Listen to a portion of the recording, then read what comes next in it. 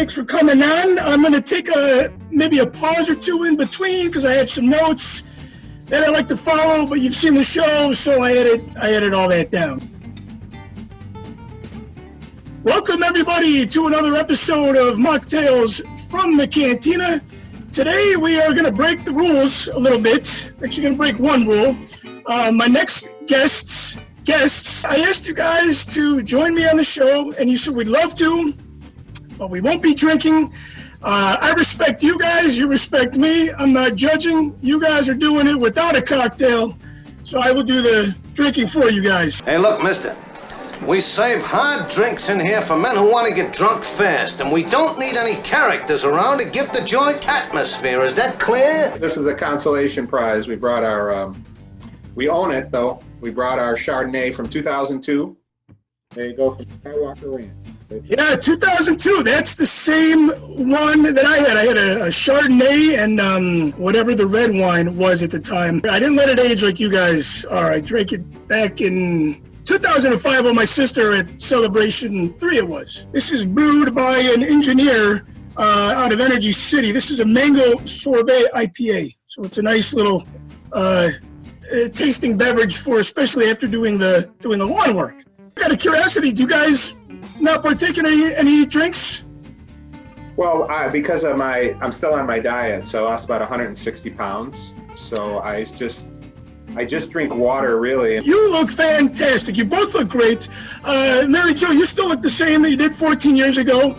Some people probably won't recognize you. You know, you were obviously in the force among us. You were the one that really brought some order to the organized chaos that we had in that film. I mean, you really tied up a little bit of the loose ends and just kind of helped us explain what we were trying to achieve. The media tends to take a look at whatever group they're looking at from a common denominator point of view, and also from the point of view of the most interesting visual. The author of the article or the person who's making the report on the news is going to somehow distance themselves from Star Wars. They're going to make it clear that they're not really Star Wars fans. John, I had the opportunity to not only have you in The Force Among Us, but we interviewed you for one of our projects on the back burner, Saying Goodbye to Jeffrey, the Toys R Us documentary. There really was nothing like Toys R Us. Not in the business world, nowhere. No. I would love to see Toys R Us come back. You gave us some really, really good stuff for that.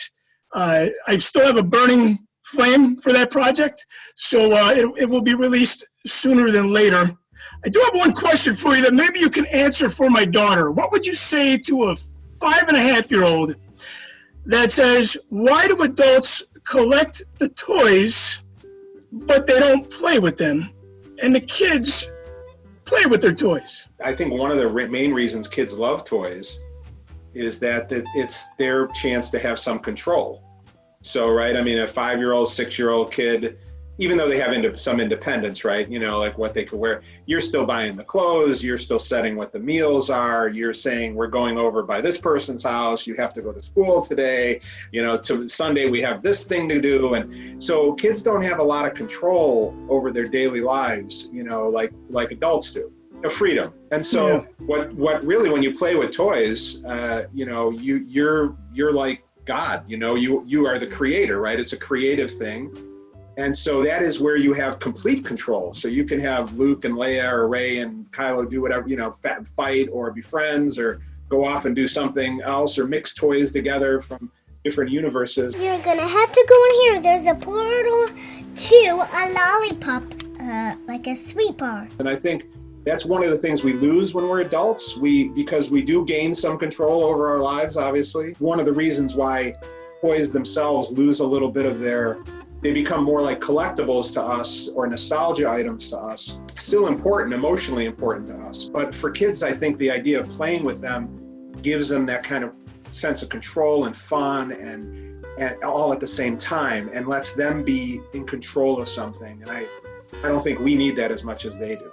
You were just in not too long ago, The Toys That Made Us. What are you guys working on with the audio projects? I'm not super brought up to date on that. We did a whole bunch of research. We researched about 2,000 newspaper articles dating back from like 74 till 83, 84, around that era. because we wanted to see what newspapers were saying about Star Wars, what it was like to be a fan. You know, we were both there at that time, but to remember what it was like to be a fan, because one of the great things about newspapers is they capture, you know, it's like sports, you know, it captures on that day what the mood was or what was going on that day. It may not be true, it might not be true the next day, right? But it's on that day that event happened. And so we looked at a whole bunch of newspaper articles having to do with Star Wars. We found some interesting things, one of them being that Empire Strikes Back was not very well reviewed or well loved by people at the time it came out. And you know, might have played differently in a social media era, you know.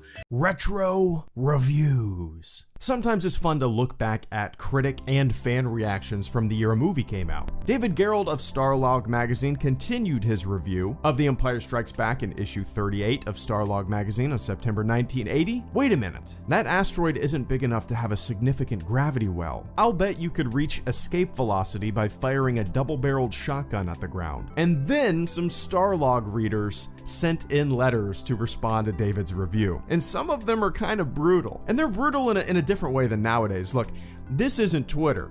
You couldn't just type something in 2 seconds with your thumb and then feel like a digital super crusader. The other thing that was really interesting was we started to see a lot of articles about the radio dramas, which I had grown up with. No one really talks about those much, yet they have a tremendous influence. They influence so many new books that come out. They're dropped into movies like Solo. You know, Brian Daley as a writer, he was very influential, yet there's never been like a making of book or anything like that about the radio dramas, just a little bit at the beginning of the script books, you know, little mentions of it. So we wanted to do a really deep dive into it. We contacted the person who runs the Brian Daley website, and it turned out to be Brian's widow. She's been incredibly helpful and got us a lot of resources. And so we've been sharing this at conventions and in library talks, and we did it at Celebration, last Celebration. We just did it a couple of weeks ago, actually about 3 weeks ago, for the Libertyville Public Library, because nobody can go out to events, so we did a virtual over Zoom, kind of like what we're doing now.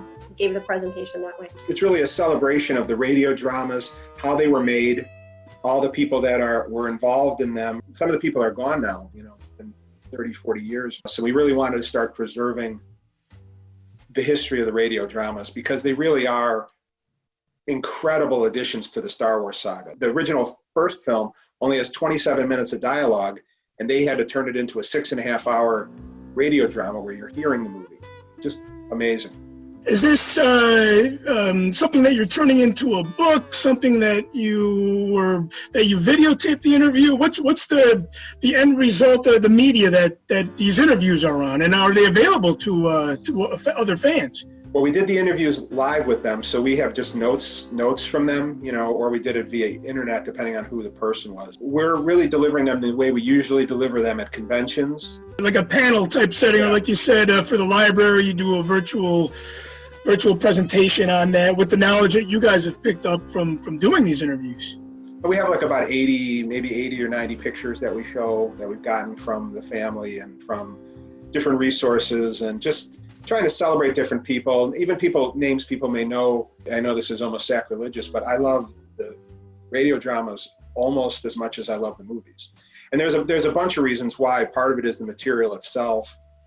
Part of it is how I experienced it. Part of it is a connection I have with a memory to my brother because of them who passed away. And for anybody who's never experienced them, we envy you because you get to experience it for the first time. One of the things that we're so proud to have, Brian's widow, but she sent us the 3 script books, you know, that you could buy in the store, but they were part of Brian's own library. So to own those means a great deal to us. Great, wonderful piece to have. And she signed it as if, you know, for Brian. So that meant a lot to us.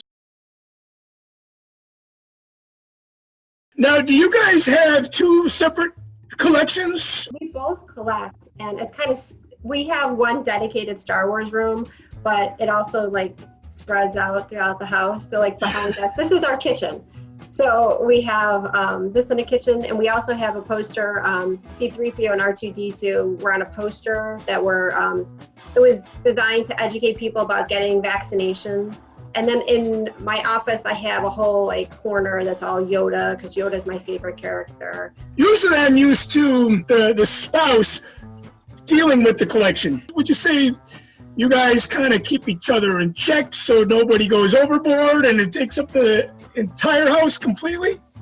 Well, the entire house is just, it's all, because we also like Star Trek and superheroes and Nightmare Before Christmas. So it's just, it's everywhere, and we share in each other's interests.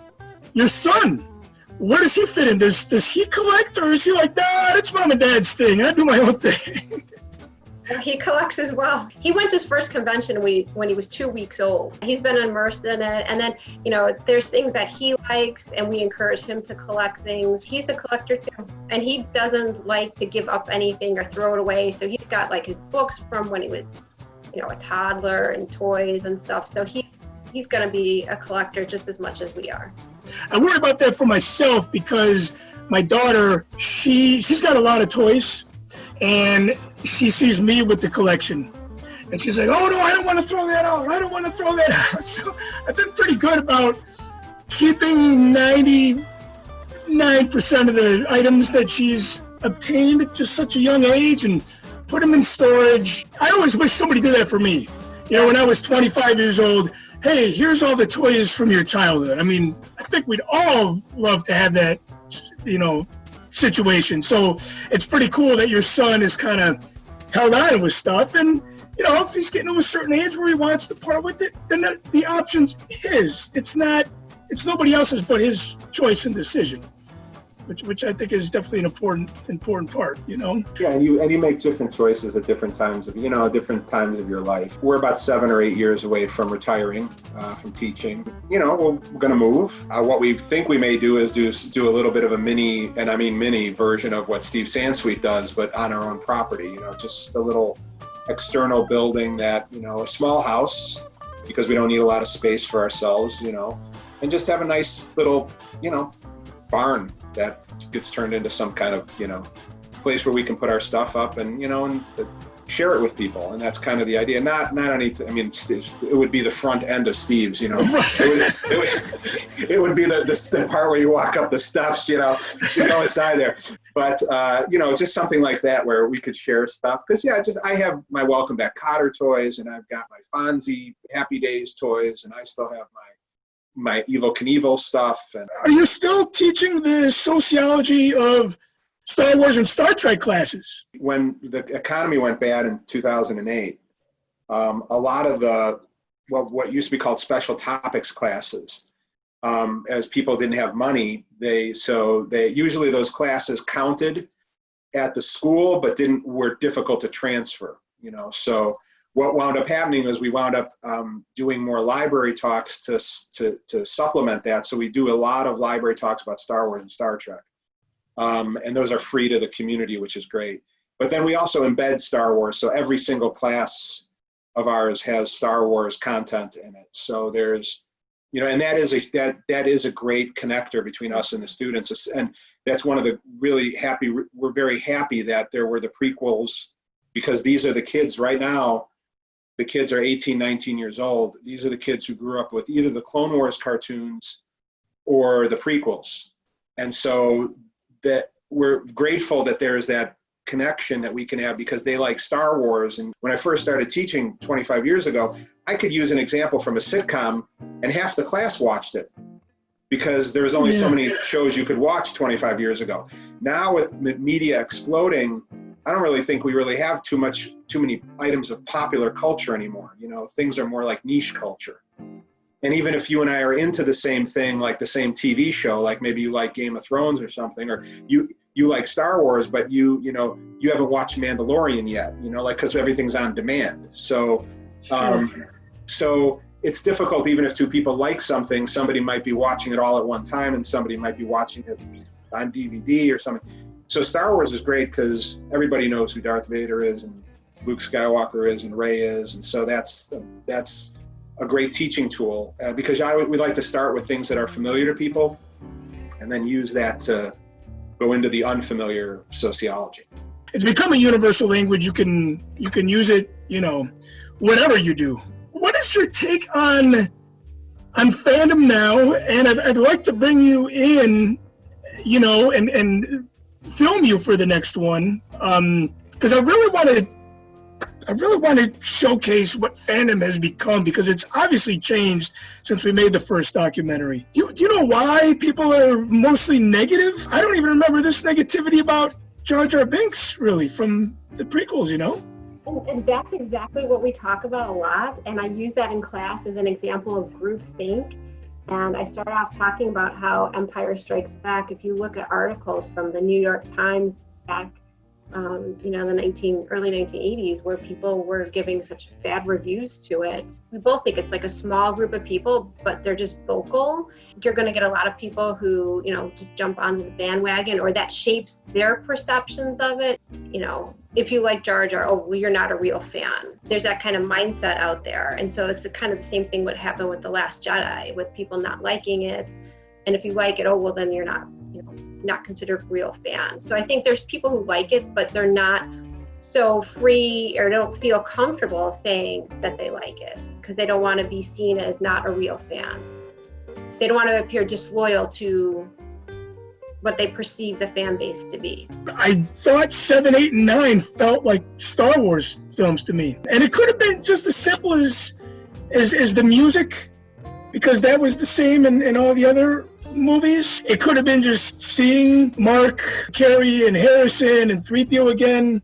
Some people said it felt nothing like a Star Wars movie, but to me it was still Star Wars. Now, you know, rumors of movies coming out down the road, that bothers me as far as it feeling like a Star Wars movie. I've always had the philosophy that Star Wars is like pizza. There's no bad pizza, and there's no bad Star Wars. There may be better pizza than other pizza, and so we all have our like, you know. There's microwave pizza, right? But it's still good because it's pizza, you know. It's not takeout. It's not the greatest pizza in the world, but you know, it's pizza.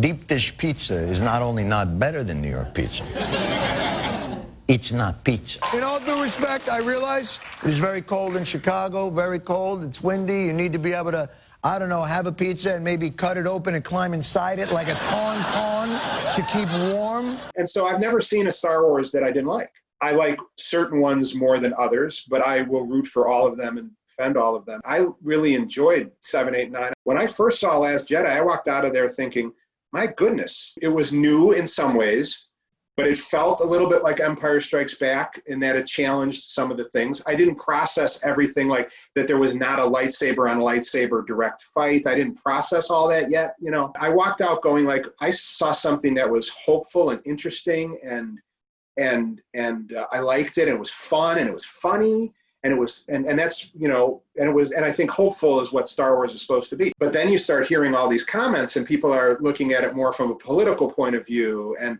this character represents this political issue. I didn't see it that way. I didn't go like, well, gee, it's only the women that in the film are strong and the men are idiots. I didn't read it. I didn't read the film that way. And then now, of course, when you watch it, you can't help but think of that because you have it in your mind. Sure. You know.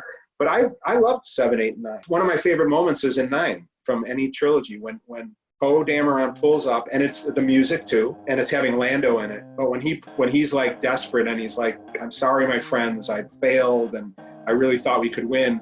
And that voice comes on, Lando's voice, and says, you know, there are more of us than there is of them. Yeah. Oh my God, that was one of the greatest moments I thought in Star Wars. If they had made a Star Wars and it was Darth Vader reading the phone book, I'd go, brilliant. I mean, because it's Star Wars. I'm inclined to like it. But, you know, I know that some are better than others, and no fan gets to say what's Star Wars and what isn't.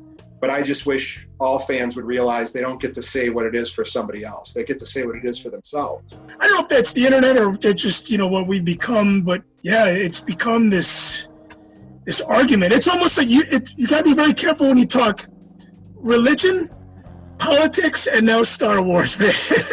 Yeah, very much. There is a segmentation. Part of that's because there's more to divide people, right? I mean, in 77, we only had one thing. You know, there wasn't a whole lot of content to debate over or to say this is better than that. There wasn't the ability to do that.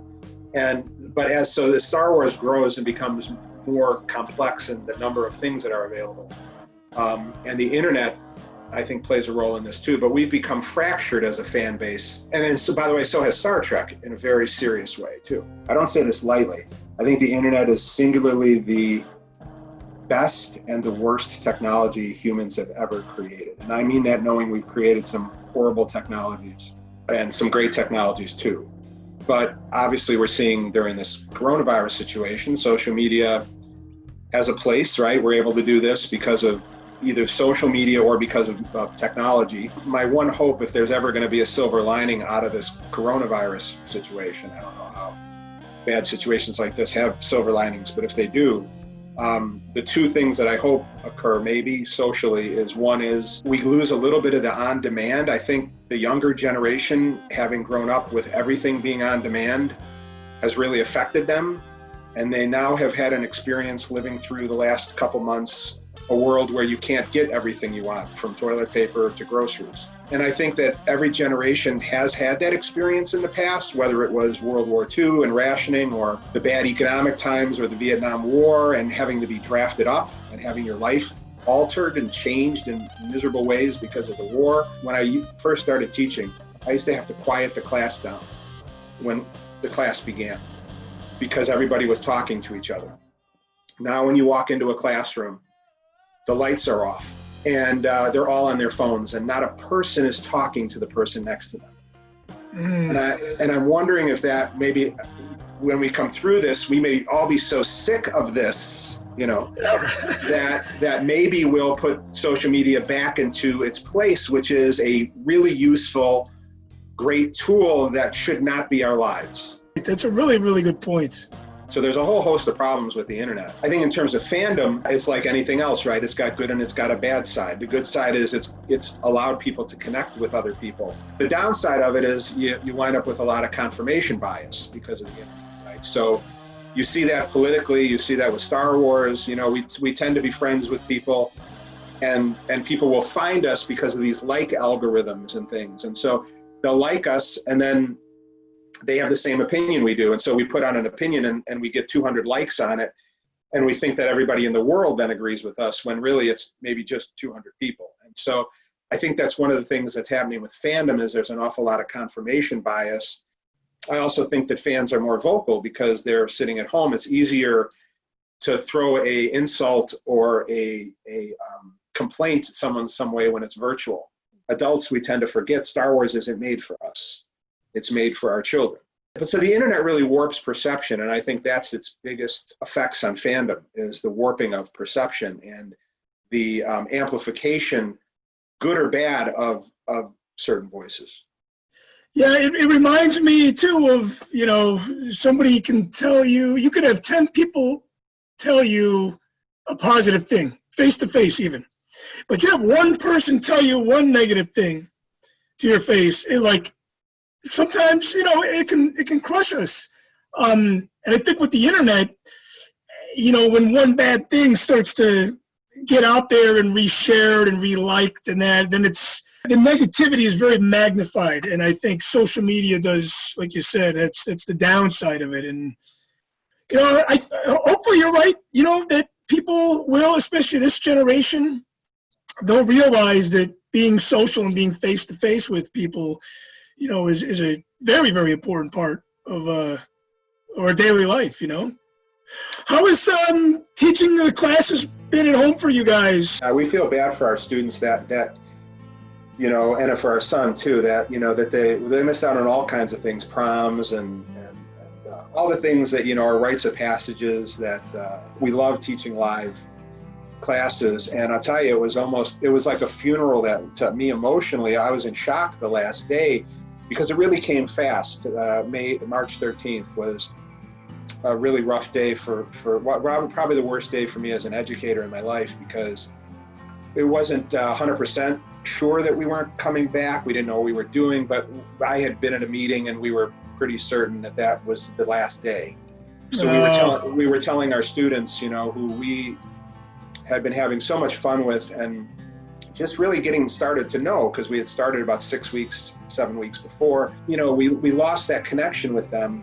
And I really feel bad for them, because a lot of the students who are there are not used to online learning. And so they were very confident. They had 15, 16 years under their belts of how to go to school. And it was yanked away from them in an afternoon. We just decided to try to make it easy on them. We turned all of our lectures into videos for them to watch. Shortened, of course, but we tried to have a little bit of fun. On one of them, I talked to my Darth Vader toys about taquitos, just to have a little bit of fun.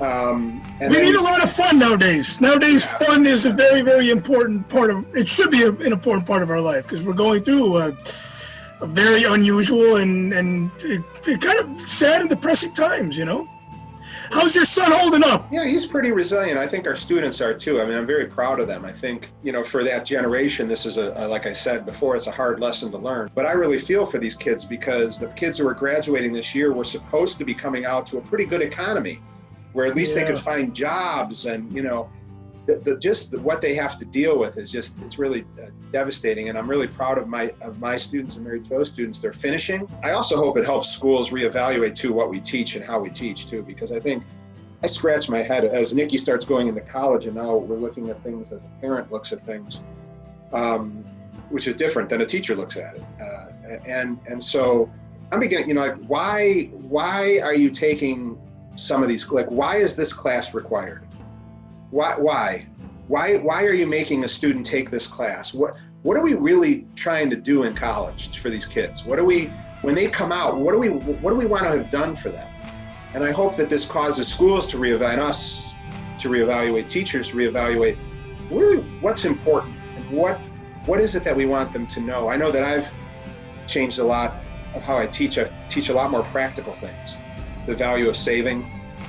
Sure, things that we are going to use every day. Skills, how to, slipping in lessons. Mary Jo does a whole thing about ancestry and knowing your past, and just trying to be like, that's the history to know. I mean, not that you want to know the history of the world. If you know the history of the 1917 flu epidemic, you'll feel pretty good now, because you'll know where we're going to go and what's going to happen and how that flu, right? I mean, none of us even think twice about the flu, and yet they went through in 1917 exactly what we're going through, where they couldn't be together face to face. They couldn't have funerals. They couldn't have, people lost work. The economy was damaged. They went through exactly what we're going through, and what we can learn from that is we came out of it. And the flu became just a thing you go get a vaccine for, and that we got used to. I mean, maybe it's sad, but we got used to that we lose 20,000 people a year to it. A lot of different people are going to evaluate the way that they've been doing things. And it's interesting to hear that from you too, because you're on both sides. You're a parent, you're an educator. Some things will change for the better, some things will miss. And sometimes I'm thinking, are we going to be typical Americans about this and forget about what happened? Only time will tell, I guess. Only time will tell. What is your favorite piece from your collection? I don't know if you remember this. The R2-D2 Chick Bowl. The Chex Mix Bowl, yes. Yeah. And you put it on here, and so it's nice because it's a collectible, but it's also collectible. I don't have the batteries in it, but Oh, it's battery operated. Yeah, when you put it down on the base here, it's got a sensor, and then it's got batteries, and so here's yeah. So this was one of those items that you just sent in for. That's really cool. Thanks for sharing that piece. Sure. It's like we're back in the classroom. Yeah. Show and tell, right? Yes. Oh, the vintage Death Star set. Here's the new Star Wars Death Star space station that you put together. Action figures each sold separately. Darth Vader's firing a laser cannon. It's been hit. He's after Luke. Take the elevator. Hurry! Now cross the light bridge. You won't escape me. Jump, Luke. Oh, no. The trash compactor. There's a trash monster. The wall's closing. Save! Kenner's new Star Wars Death Star space station. Action figures each sold separately. This is the one I played with when I was a kid. I was very good with it. You can see the maybe you can see the diagram is in there. Yeah, are the little foam things still in there, or are they deteriorated? No, I have a great story. You got to hear this. So I believe in playing with toys. So I let when Nikki was small, he played with this. One day I said, hey, I got to show you, this is the coolest thing about this toy, You're supposed to have a big bunch of foam in here. So you do like this, and the blast door is here, but the walls close in right on the figure. I picked up the styrofoam, said, oh, it's styrofoam, look. And I picked up the dust. Like, it was like gone. I mean, you couldn't even see the particles. It just evaporated into the most part. This toy really means a lot to me because when I was a kid, it was expensive toy. And my parents had 5 kids, and that was half my Christmas budget. That was my Christmas budget. Parents didn't make that much money. This was a big deal, like, to get this toy. So I played with it like crazy, right? I was creative only to a point, so I couldn't violate the films. So like when Han Solo was frozen in carbonite, Kenner's Slave One comes with frozen Han Solo. I could not play with Han Solo anymore because Han Solo, I didn't know his fate. It was really weird. So I knew what I would want for Christmas every year. And so what I would do is I would plot out what I would play each Saturday. And the finale was Christmas Day. And I would get that toy. So like they would be going to Hoth. If I was getting the Hoth playset on Christmas, then the whole adventure for the 8 weeks before was getting to Hoth, So I did toy around with creating like a brother character for him called Olin Solo. I still remember the name, and that's sad. But I said I can't because that's not, it's not in any of the books or anything. That was weird.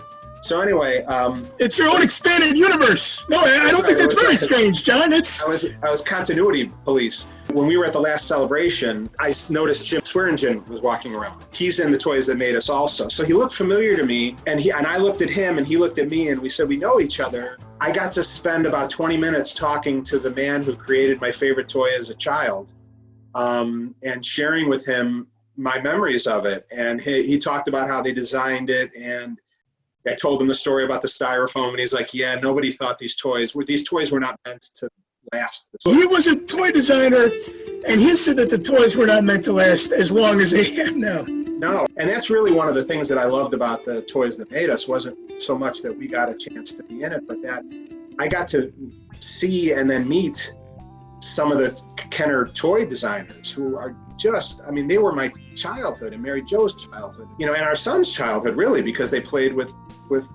our toys too. I love the play set. I love there's not an electronic piece on it. There's nothing electronic in that play set. And everything is manual, and you have to your imagination takes over, and there's so many play features in there for a kid. And it was just the coolest thing I had ever seen, even cooler than my previous favorite toy before Star Wars had come out, was also that kind of $6 Million Man line. And Steve Austin, astronaut, a man barely alive. Once or twice in history, something new comes along. Something so different, so exciting, it defies the imagination.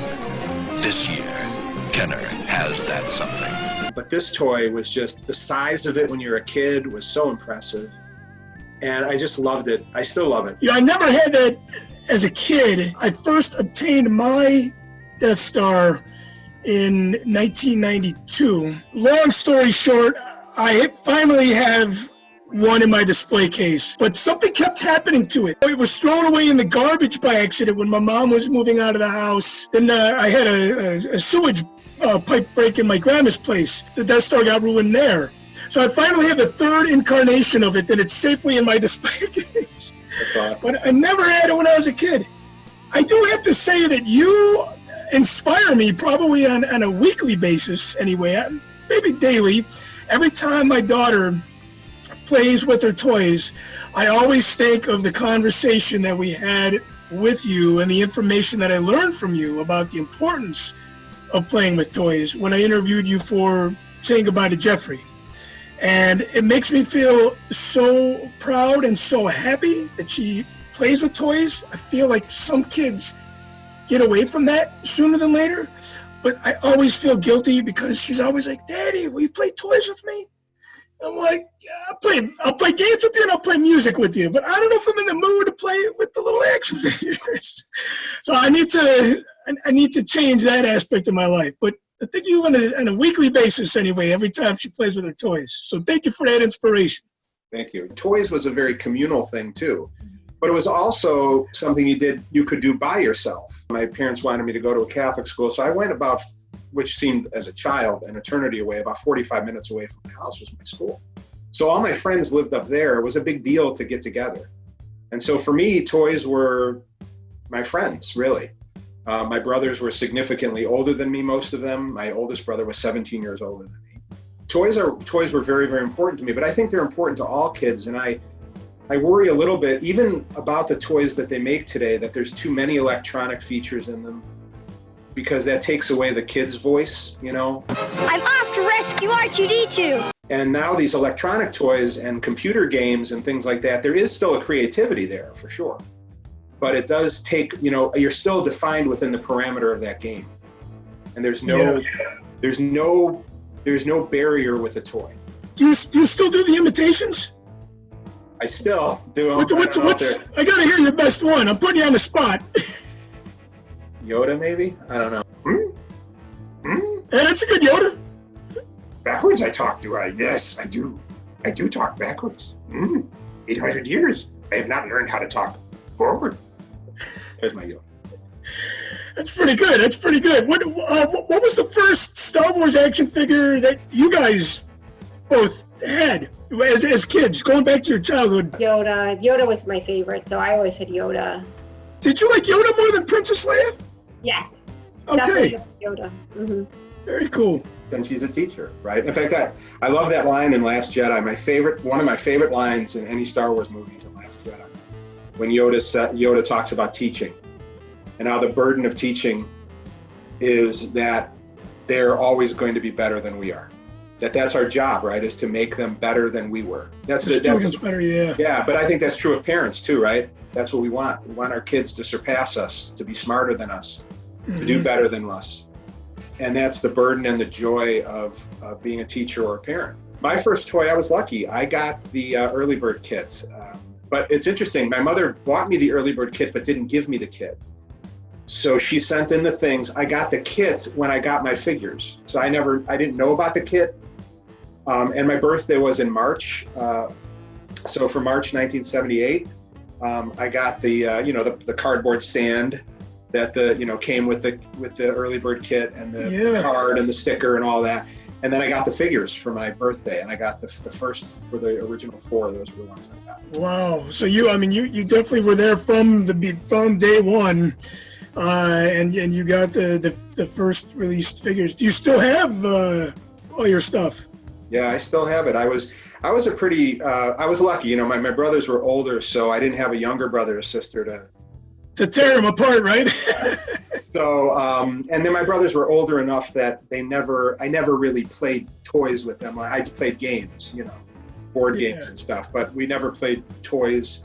In fact, if they did anything, they would terrorize me. Like, they would mix my Planet of the Apes toys with my $6 Million Man toys, and I get agitated. Like, you're mixing universes. Those universes don't. Or my Star was horrible. They'd have Star Trek people beam down, and I'd find like the apes in my Star Trek stuff. I'd be like, "Oh, what are you doing? That's just wrong," I was the perfect age for Star Wars when it first came out. I was 8 years old when Star Wars came out. My father, as a little kid, grew up watching. He used to go see Buck Rogers' Saturday morning serials in the theater. Star Wars and Star Trek, but especially Star Wars, that was our thing, where my brothers could sit down and play cards with my parents. I went to go see Star Wars with my dad. But I think for a lot of us, I think we all have those stories. Mary Jo's brother loved Star Wars along with her. And so a lot of us have those generational family stories. I think that's one of the unique things about Star Wars, when something lasts 40 years like Star Wars has, getting close to 45 years. When we went to see Force Awakens, I love seeing grandmas with their kids with the grandkids. That was just, and that's what people don't understand. That's why that film made $900 million. The other films are great and wonderful, but I never expected them to make. I mean, I was very happy Rogue One made what it made because it deserved it. I mean, it deserves every accolade. It's sort of the forgotten Star Wars film, and it's just so beautiful and amazing. Not in my house. Well, I know. It's not forgotten about in my house. That's for sure. I mean, it is amazing. I got one game for you, and I got one game for you. I'll start with John. I'll say the 2 words, and you pick the one that you probably favor the most. Star Wars or Star Trek? Star Wars. Wrath of Khan or Empire Strikes Back? I have to say Wrath of Khan. Captain Kirk or Han Solo? Kirk. These are hard questions, aren't they? They're tough. Mark Hamill or George Takei? Mark Hamill. Roddenberry or Lucas? Lucas. And then the Enterprise or the Millennium Falcon? Millennium Falcon, because that's your own ship. Captain Kirk only gets to borrow that from the Federation. All right, so Mary Jo, you're going to pick what do you think is what is sexier to you? Captain of the Enterprise or Captain of the Millennium Falcon? Millennium Falcon. Star Wars or Star Trek? That's hard because there's so much Star Trek, so many episodes. So I'm going to go with Star Trek. Star Wars fans or Star Trek fans? I'm covered either way, so it's good. Oh my gosh. I'll say Star. Liam Neeson or Harrison Ford? Liam Neeson. And then young Mark Hamill or Ewan McGregor? Oh. Ewan McGregor. This is Hall Pass. You got to choose one person that you would like to spend the day with. Let's keep it a little bit more on the romantic side. Mary Jo, who would you pick? Presumption is I'm dead, or you never met. I'll say Qui-Gon. Who would you have a Hall Pass with? I think in terms of character, I think Jyn Erso. She'd be interesting to talk to figure out, and she'd be a challenge to be friends with, to live with. She would challenge you, but if you did, I think you'd earn it, right? I think she was guarded in who she brought into her life. And she wouldn't be a Hall Pass choice for me just because she reminds me of a family member. I loved Rogue One so much, it's like, I couldn't have like a romantic escape with Jyn Erso. Even though I thought she was a beautiful character, she's more like a sister to me. But man, just a great, great character and a great, great movie. Well, hey, thanks again for joining us, and we will see you guys next time on Machtails from the Cantina. Cheers. Cheers.